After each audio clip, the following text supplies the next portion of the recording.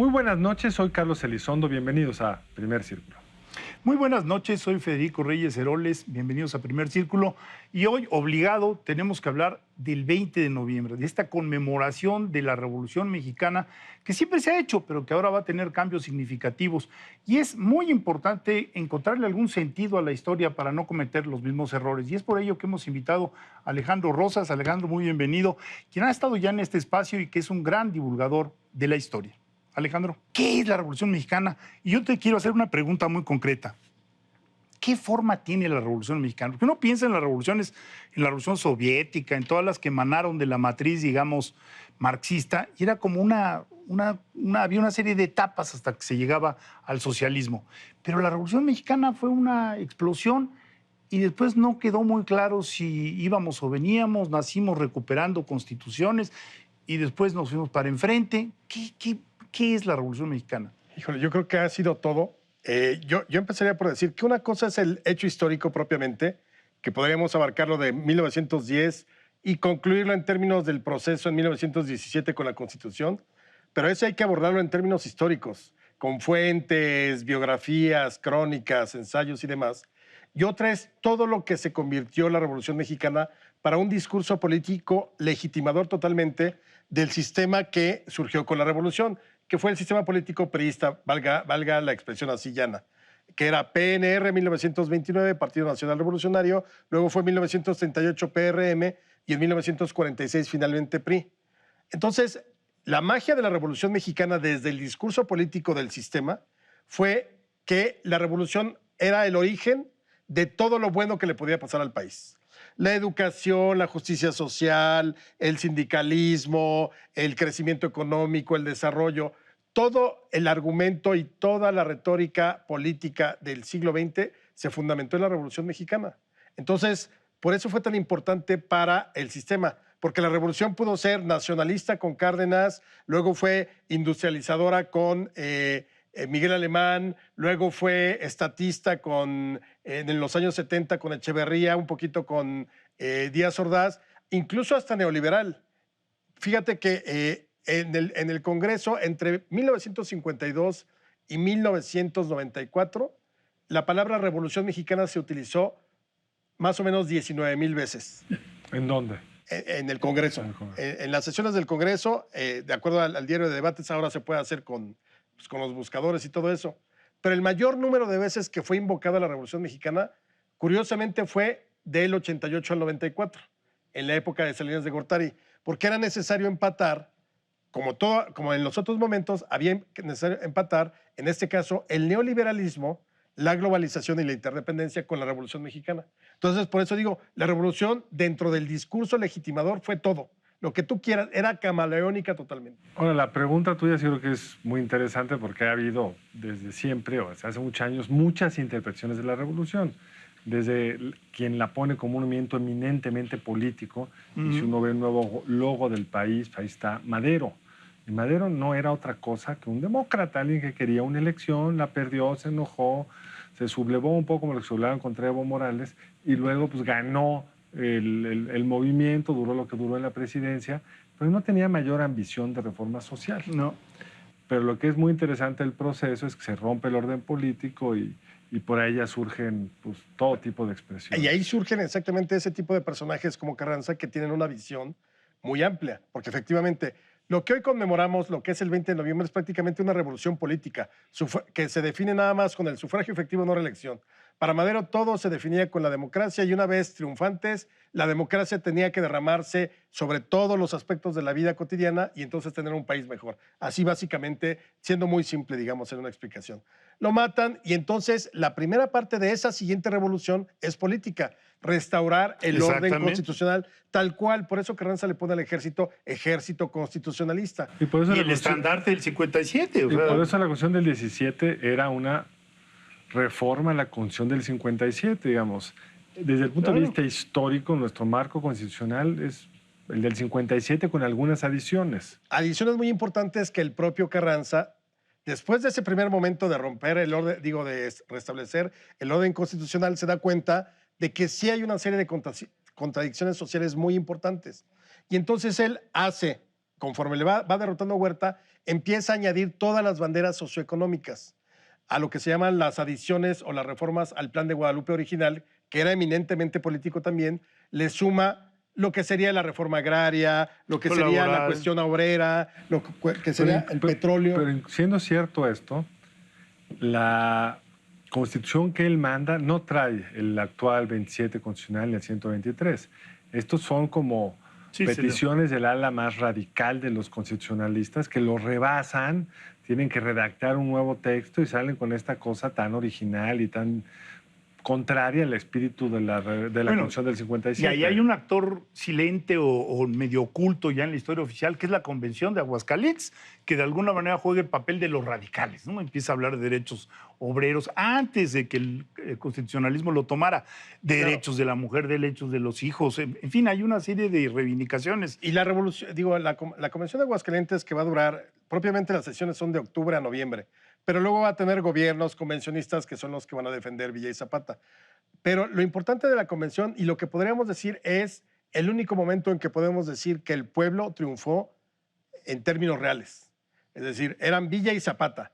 Sí, tenían sus intelectuales atrás, pero ninguno tenía el peso como para hacer cambiar de opinión a Villa o a Zapata. No. Entonces, sí es un momento que lo ves plasmado perfectamente en la fotografía del 6 de diciembre del 14, que es cuando entran Villa y Zapata a la Ciudad de México y que Villa se siente en la silla presidencial. Sí. Ahí está Villa, Zapata, por ahí está Otilio Montaño, que es intelectual zapatista, está Rodolfo Fierro, a quien le decían el carnicero, el gran asesino de lugarteniente de Villa, y está Tomás Urbina, otro bastante pillo de la División del Norte.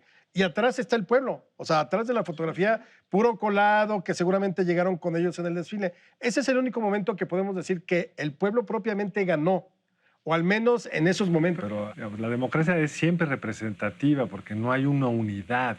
Ese pueblo incluía a campesinos que no querían elegido, querían simplemente que les recuperaran su tierra, a gente de ganadero que sí quería una articulación distinta con lo que eran los latifundios del momento. Es decir, a mí hablar de pueblo, mi querido Alejandro, me pone un poco nervioso. Y tienes toda la razón, porque entonces, ¿qué va a suceder cuando triunfa el movimiento de Carranza? En la Constitución prácticamente va a ser la Constitución de los vencedores. Carranza no incorpora a la Constitución a ninguno de los viejos porfiristas, obviamente, ni a los huertistas, ni siquiera a muchos maderistas que habían iniciado. Es el grupo que había estado compacto con él durante toda la revolución y entonces ahí ellos deciden qué es lo que le conviene al país en la nueva visión y tienes toda la razón, ya el pueblo no importa, lo que importa es una Constitución que te dé elementos de gobernabilidad en términos políticos, en términos socioeconómicos, que dejen, en cierto modo, medio contentos a todos. A Zapata, por ejemplo, no lo va a dejar contento, no obstante que prácticamente el artículo 27 es en muchos sentidos, buena parte del plan de Ayala zapatista, pero al final es una élite dominadora, militar, política, la que va a hacer la Constitución del 17, que es con la que venimos gobernando, con muchas reformas, desde luego. Pero yo creo que la principal es la del 27, donde establece que la nación es la propietaria originaria del suelo y del subsuelo, una cosa que no había estado contemplado ni en la del 57 ni en ninguna otra. Ahora, no deja de haber siempre estas cuestiones medio conservadoras, ¿no? La frase aquella de Womack en Zapata de es una revolución que hicieron los campesinos para que nada ocurriera. Al final del día también hay algo de restauración, querían las tierras que les habían quitado.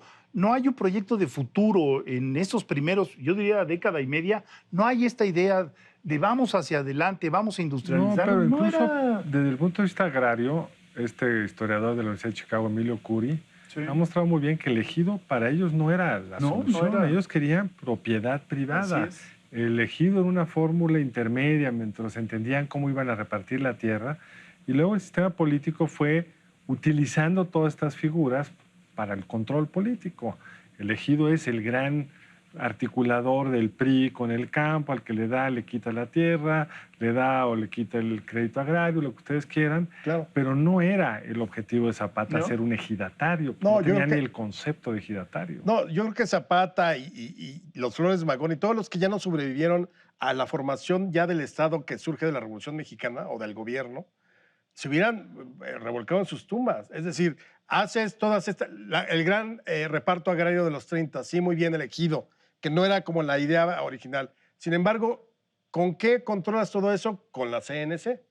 El movimiento obrero que se forma, que lucha, que cananea, que Río Blanco, ¿con qué terminaste controlando y subordinándolo al Estado? Con la CTM. Primero con la CROM, los años 20, y luego se echan de lado al jefe de la CROM, que era Luis Napoleón Morones, y en los 30 surge la CTM y de ahí para el Real. Entonces, al final, ¿qué triunfa de la revolución? Yo creo que el gran logro de la revolución es una constitución que sí contempla muchas cosas socioeconómicas que no estaban contempladas en ninguna otra ley. Es decir, las codificas, creo que ese es un buen paso. Que no se cumplieron y a 109 años podemos decir que yo creo que el 70% de lo que se dijo que tenía que ser la revolución no se cumplió, también es cierto. Pero el hecho es que, ¿qué utilizó el sistema político? El discurso. Si necesitaba reivindicar el asunto de la propiedad de la tierra, sacaba a Zapata en el discurso, las pancartas. Si necesitaba hablar de el sindicalismo tan maravilloso que se vive en México, sacabas a Flores Magón. Si necesitabas hablar de la democracia maravillosa que se vivía en México en los 30, en los 40, en los 50, Madero. Todavía hasta hace algún tiempo veías al calce de los documentos oficiales la frase sufragio efectivo, no reelección. Hasta hace muy poco tiempo. Muy poco. Ahora, ¿qué uso le está dando el presidente López Obrador a la revolución? Digamos, porque él tiene una visión de pasos sucesivos de la historia, les ha llamado transformaciones. Hace algunos meses discutimos acá la primera transformación y un poco de la segunda, o sea, la independencia y la guerra de reforma. Él diría que la revolución es la tercera transformación y ahora pues, está tratando de hacer una relectura desde su llamada cuarta transformación. ¿Cuál es el sentido de este evento un poco extraño que va a tener este miércoles, el día del aniversario, con unos caballos que trae de Chihuahua, en día laboral? ¿Qué es lo que nos está tratando de transmitir? Para mí rescata la importancia de la revolución como la tenía en los años 60 o 70 en el México priista. Es la versión ya sordacista, digamos. Totalmente. Yo no veo diferencias. Incluso, quizá la única diferencia que podríamos decir, considerando o suponiendo que realmente fuera un gobierno de izquierda, la novedad es que la izquierda siempre repudió a Madero. ¿Por qué? Porque era un burgués. La democracia era burguesa. Por eso hay estas contradicciones que de pronto, bueno, independientemente de que sea ilegal, ¿no? Como las frases que de pronto utiliza el presidente acerca de la democracia. O sea, no importa que se viole la ley, sí es justo. Es justo. Eso jamás lo hubieras escuchado en Madero, claro. Y ahí están todos los discursos y cartas. Entonces, ¿qué hizo la izquierda? A partir del 2005, la izquierda recupera a Madero cuando el desafuero. Y en la votación del día del desafuero había una pancarta que decía, ¿por quién vas a votar? De un lado estaba Huerta y del otro Madero. Entonces, lo recuperaron muy bien, algo que no hizo el PAN, que debió haberlo hecho desde el 2000. El PAN no supo qué hacer con la Revolución Mexicana cuando ganan en el 2000, pero tampoco supo qué hacer con Madero, que creo que era lo más cercano al panismo original del 39. Hasta tenían un madrista ahí adentro. Sí, pero no podían, no supieron. No tenían el programa. Era como para habernos vendido la figura de Madero durante los siguientes 12 años y se pasmaron. Ahora, ¿qué hace López Obrador? Tiene a Madero.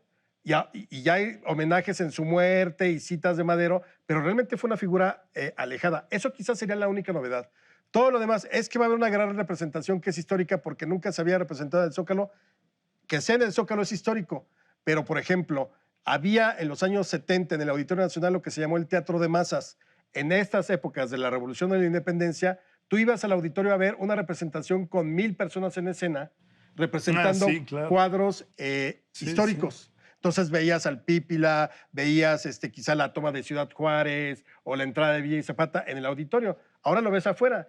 Pero yo siento que realmente lo que hizo fue, después de 18 años de ausencia de la revolución, porque la historia la dejaron pasar totalmente, y lo habíamos dicho en la otra vez en la Independencia, la dejaron pasar totalmente Fox, Calderón y Peña Nieto, la recupera al viejo estilo priista, de la historia es importante en el discurso, y entonces es una revolución popular, social, vivan los caudillos sociales, viva Zapata, viva Villa, ahora viva Madero. ¿Por qué? Porque es el demócrata, pero yo no veo ni siquiera una interpretación que dijeras novedosa. Es la interpretación del nacionalismo revolucionario que vamos a tener en los años 30, que va a seguir a pesar del alemanismo en los 40 y 50 y que se va a consolidar hasta la época de López Portillo. Tenemos que hacer una pausa, regresamos un momento más, estamos discutiendo la Revolución Mexicana.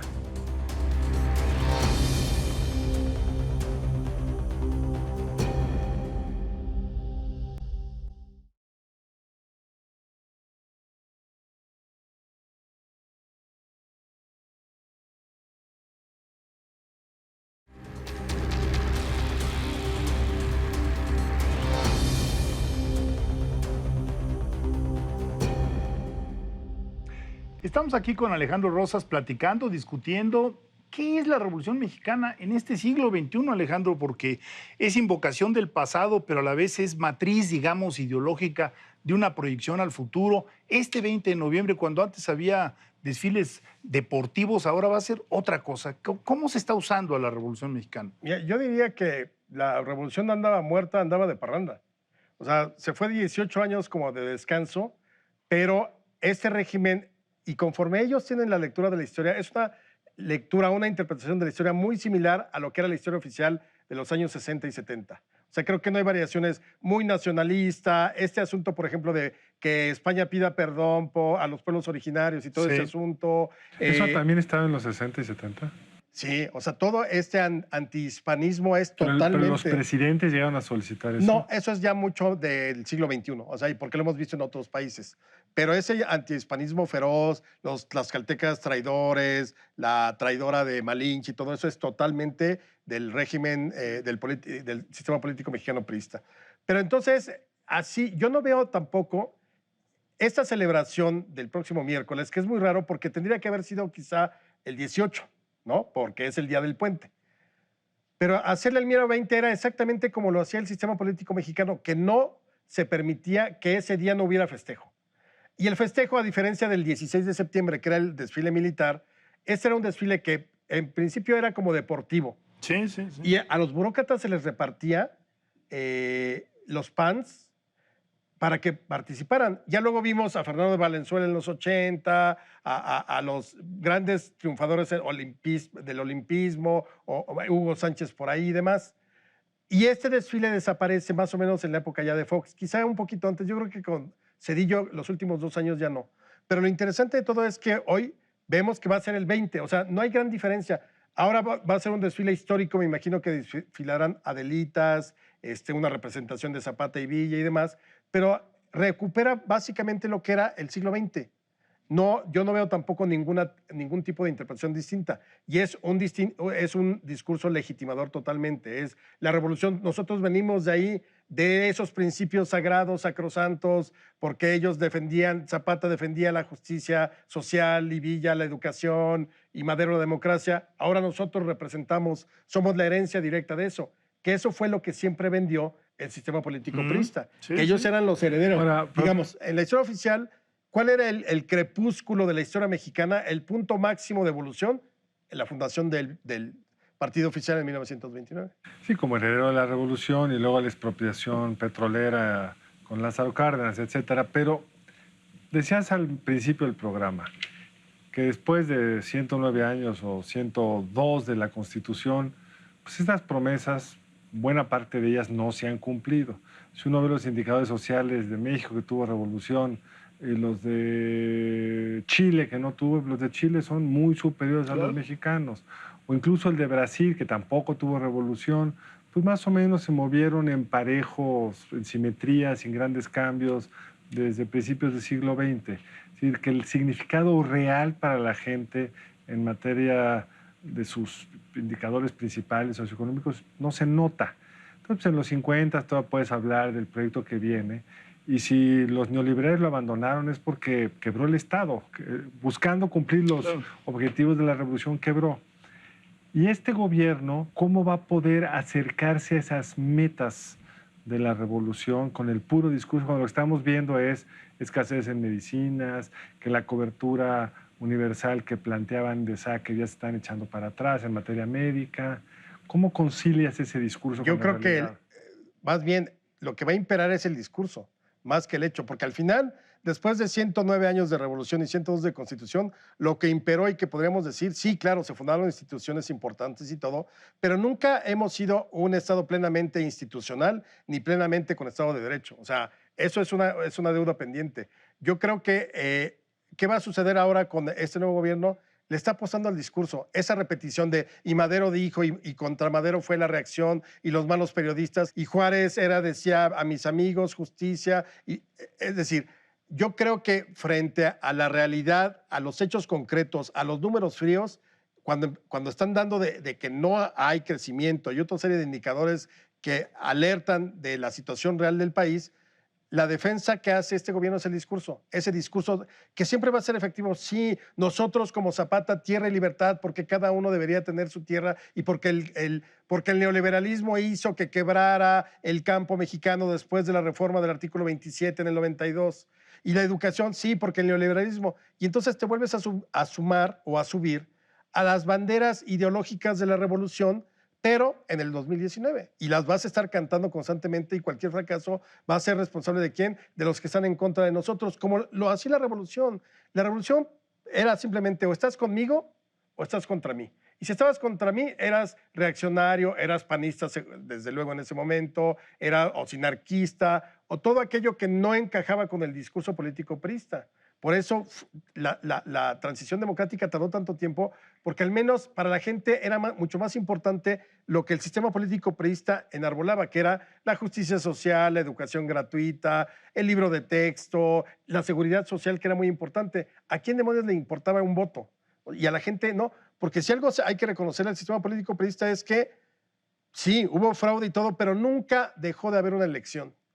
Y el proceso legal, el proceso democrático en cada elección era impecable. Lo revisaba quien lo tenía que revisar, lo calificaba, lo y tenía también que... fueron muy sistemáticos es decir, donde fueron más sistemáticos fue con el principio de la no reelección. Claro. Porque el sufragio efectivo es muy cuestionable. Claro. Pero la no reelección fue la gran piedra de toque del sistema. Se volvió en un dogma de fe de la historia mexicana. Pues no solo un dogma, es que es lo que hacía operativo al sistema. Es decir, si no va a haber realmente pesos y contrapesos, si no va a haber realmente voto ciudadano, por lo menos que haya circulación de las élites y que no se nos atore la clase política como se atoró en el porfirismo, que terminó como terminó, digamos. Claro. Lo que estamos viendo con Evo Morales es eso, es cómo se atora un sistema político cuando alguien se quiere quedar en el poder infinitamente. Que al final es la historia de Porfirio Díaz. A Porfirio Díaz es un dictador y lo fue, y hay que entender el porfiriato desde la perspectiva. Para empezar hay que decir, como cuando vas a uno de Alcohólicos Anónimos o de cualquier tipo de vicio, reconozco que soy un alcohólico, reconozco que es una dictadura.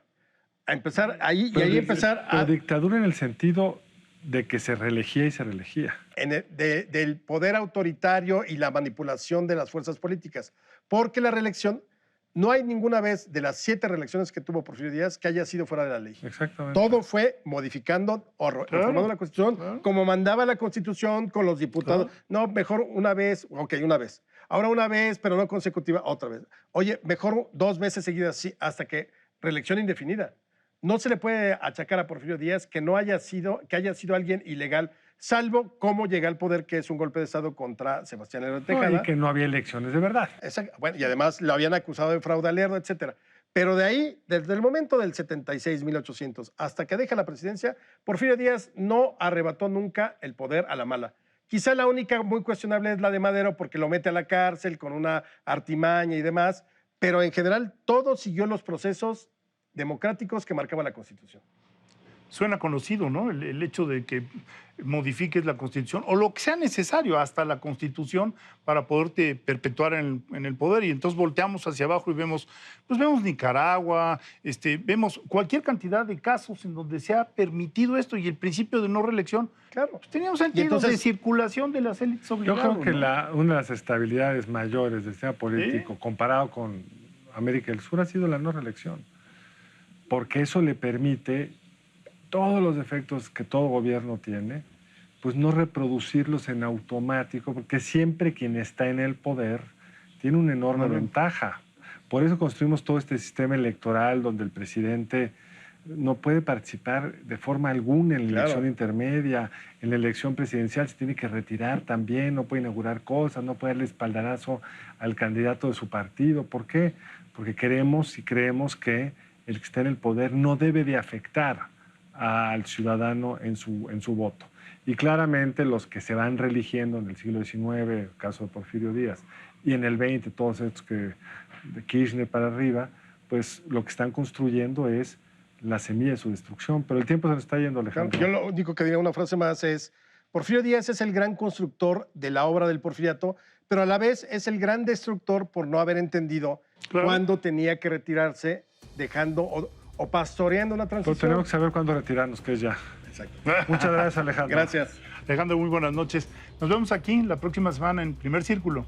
Muy buenas noches. Siguiente lunes aquí en Primer Círculo.